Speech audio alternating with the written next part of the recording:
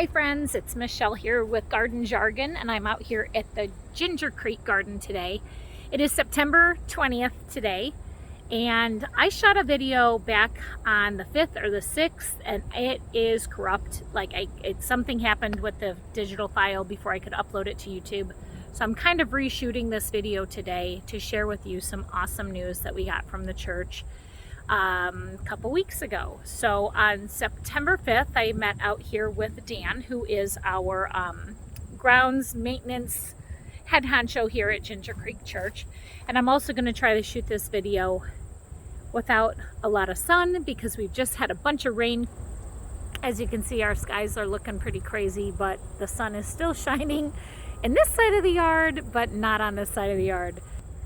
And I don't necessarily like to shoot videos when it's super bright out, but I have to get this video uploaded because I cannot contain myself with the news that we got when Dan walked me out here on the property on September 5th and told me that we get to extend our garden again for a third season. So every year he just keeps inching and giving us more and more space here in the garden.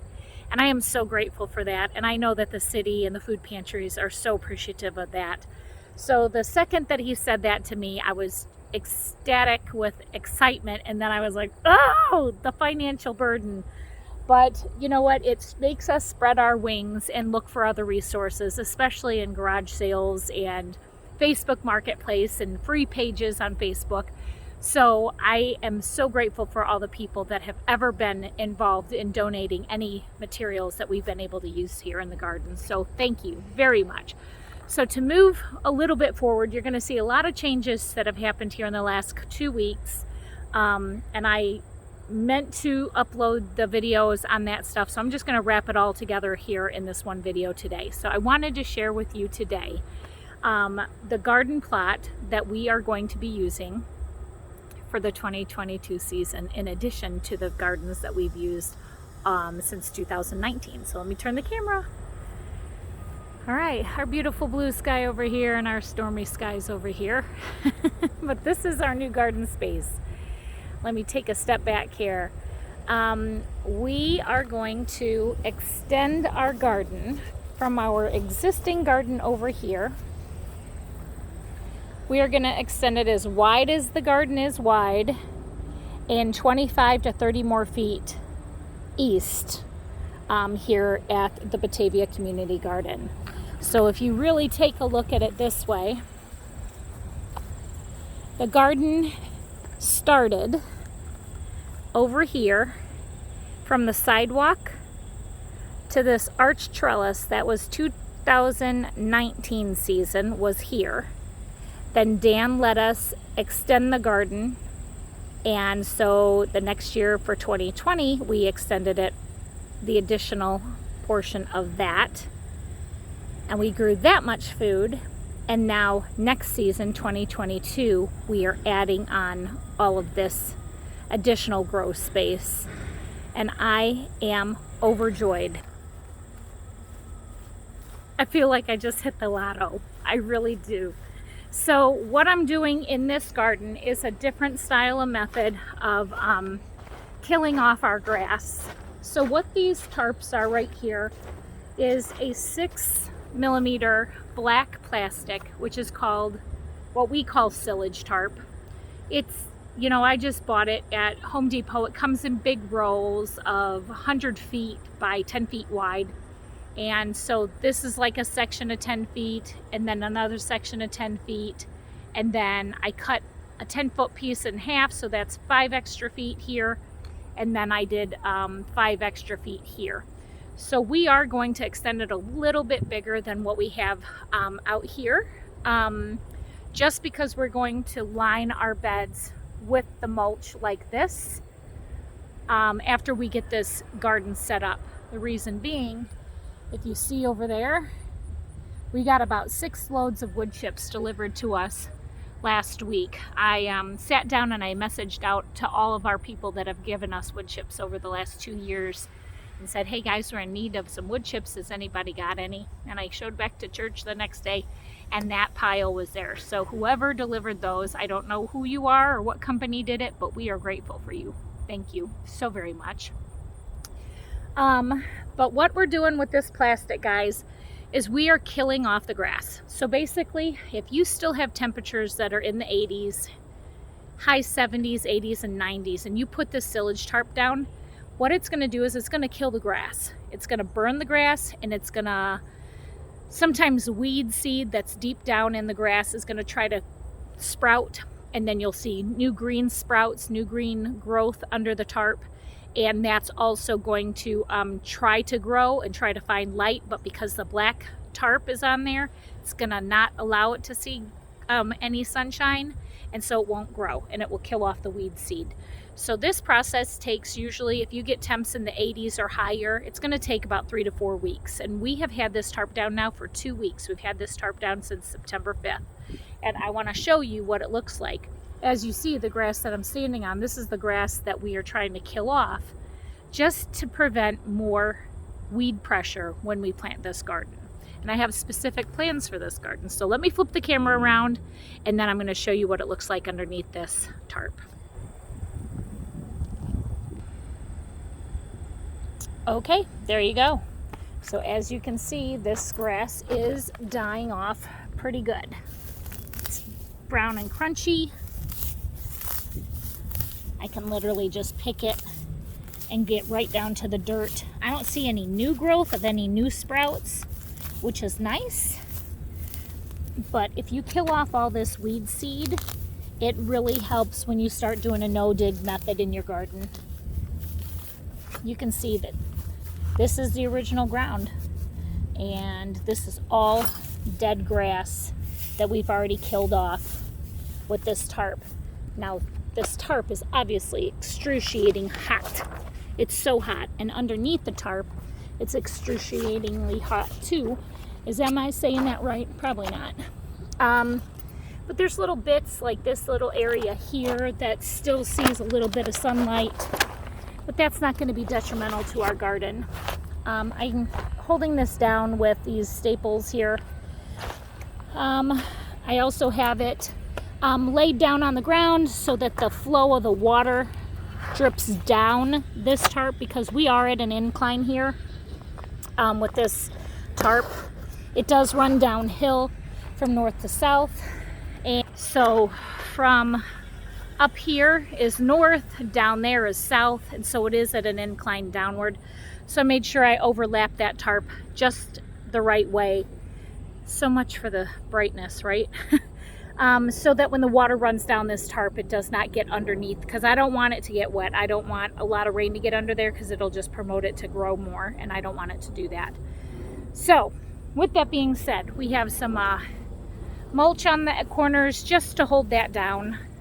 I wanted to make sure that it didn't blow away. I did use a bunch of staples to hold that down over there and kill off that grass. So what the plan is now, after I got word that we were going to get this garden, we were so excited. I found on Facebook for free, a woman donated a bunch of old decking wood for us. And her husband had a truck. I told her that I would have to rent a truck to get it to our church.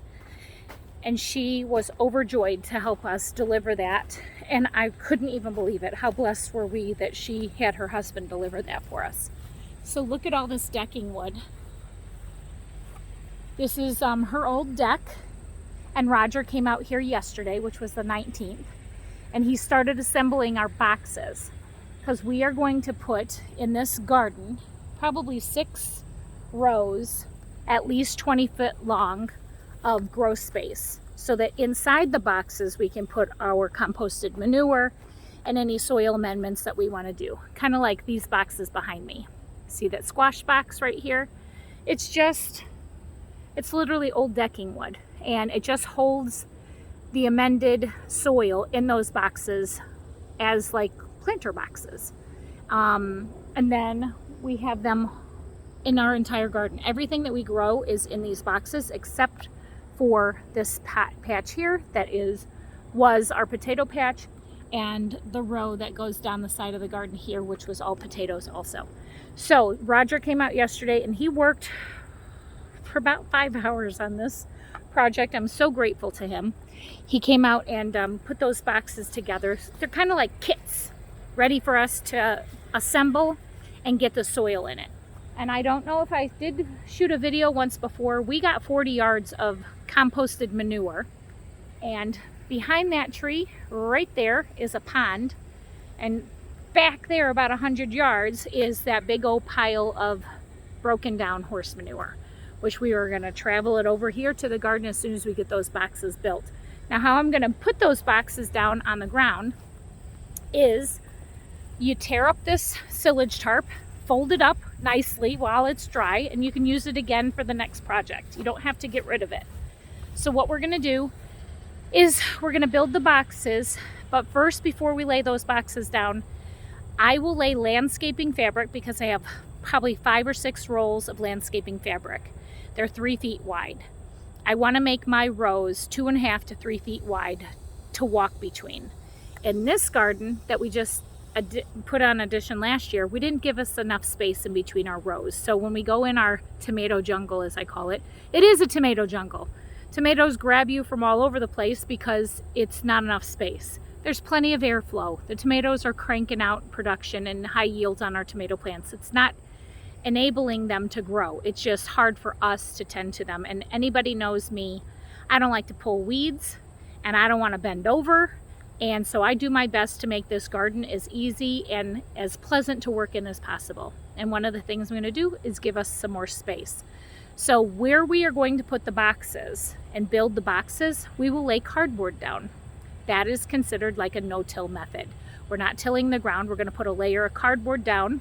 I have my handle on a couple Gaylord boxes, which are the 5/8 inch thick cardboard. They're super thick. They're the same kind of boxes that the pumpkins come in at the pumpkin farms or at your grocery store.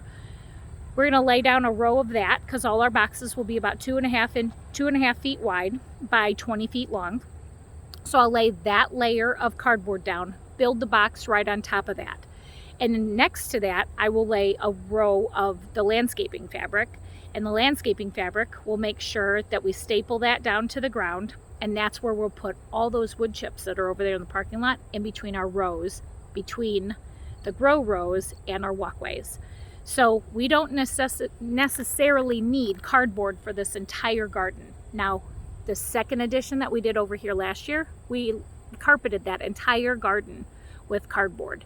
But since I have access to the landscaping fabric, we will never plant in our walkways of our garden. So I don't need to worry about if that fabric is going to decompose and if I can plant in it next year, because we're not going to change from where we're planting this year or in 2020, 2021, nope, 2022, wow.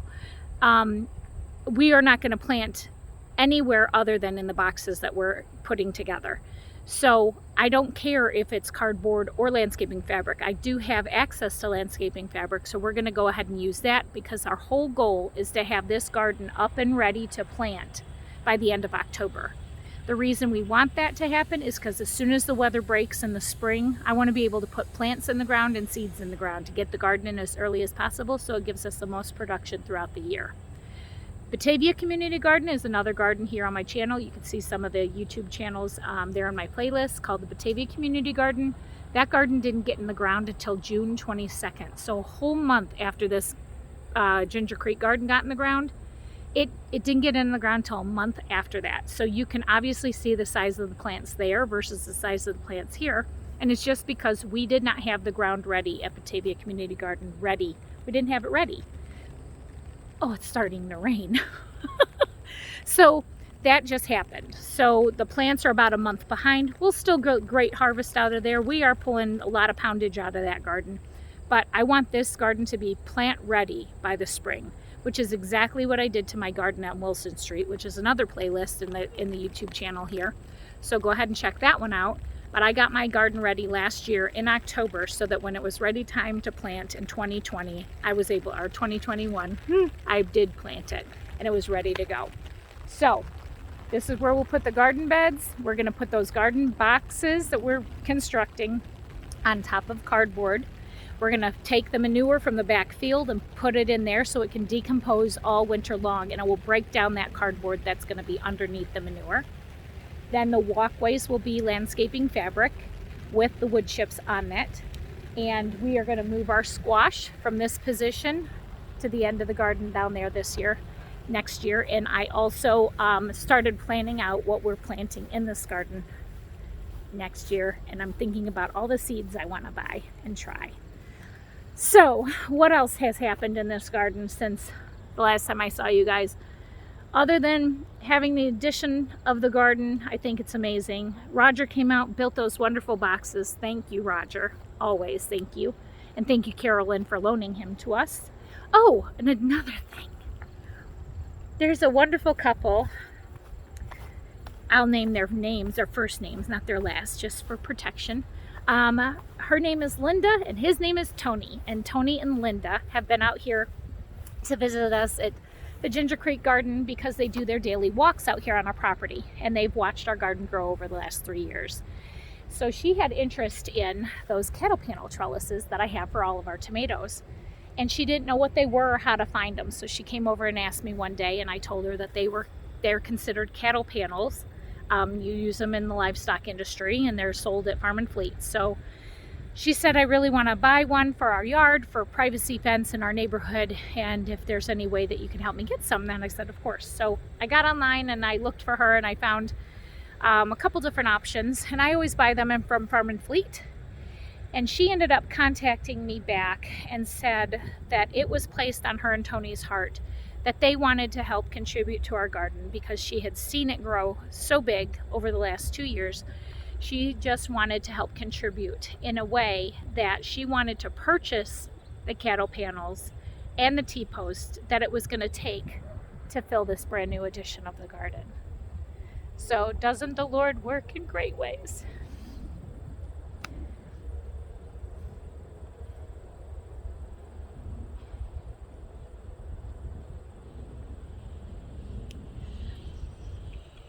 Every time the Lord enters my heart, this happens to my face.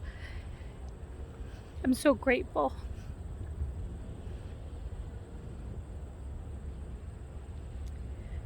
I love what I do.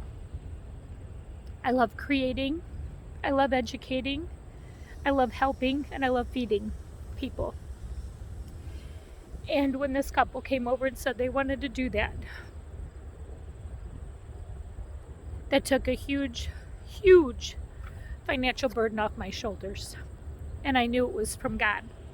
And so, Tony and Linda, thank you so much from the bottom of my heart. Ginger Creek is so grateful to you. The community is so grateful to you because of your contribution.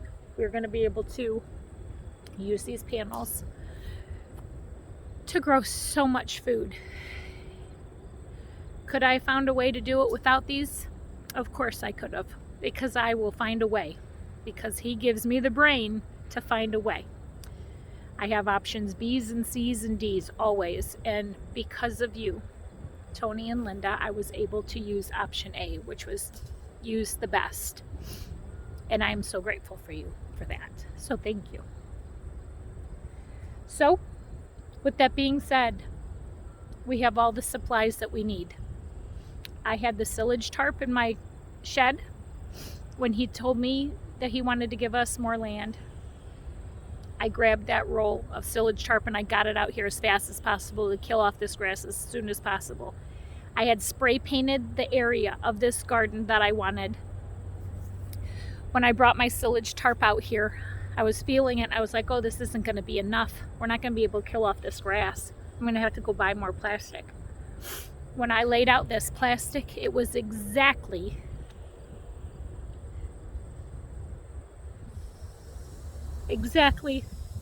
the amount of plastic needed for exactly this amount of space that I walked out the day before. So I know that that's how much more space the Lord wants to give us to grow more food for His people. Now we have the supplies that we need to grow this beautiful garden and to provide more food for people. We have the working hands of Roger that have put these boxes together for us so that we can utilize our community service workers in getting all of that composted manure into the boxes, as well as all those wood chips into our walkways. Hi, little guy. We have a monarch here in the garden. We had so many of them out here. Hope he lands.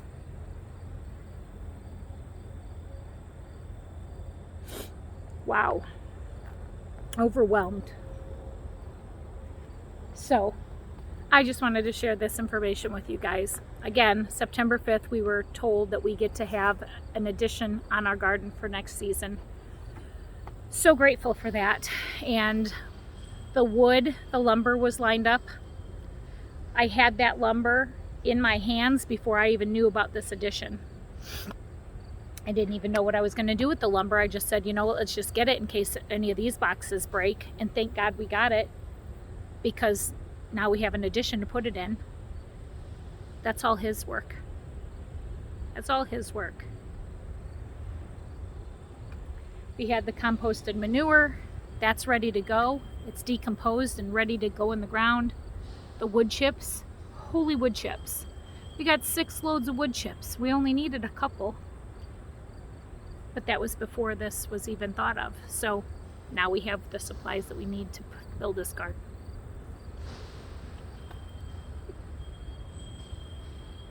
Overwhelmed. So thank you for being on this journey with us. I wish you could feel what I feel on a daily basis. So thank you very much for watching the channel, guys, and stay tuned to watch what's going to happen in this garden in 2022. It's going to be insane. It's going to be insane. It's going to be intense, and it's going to be a lot of food. Thank you guys so much for hanging out with me. Take care and God bless.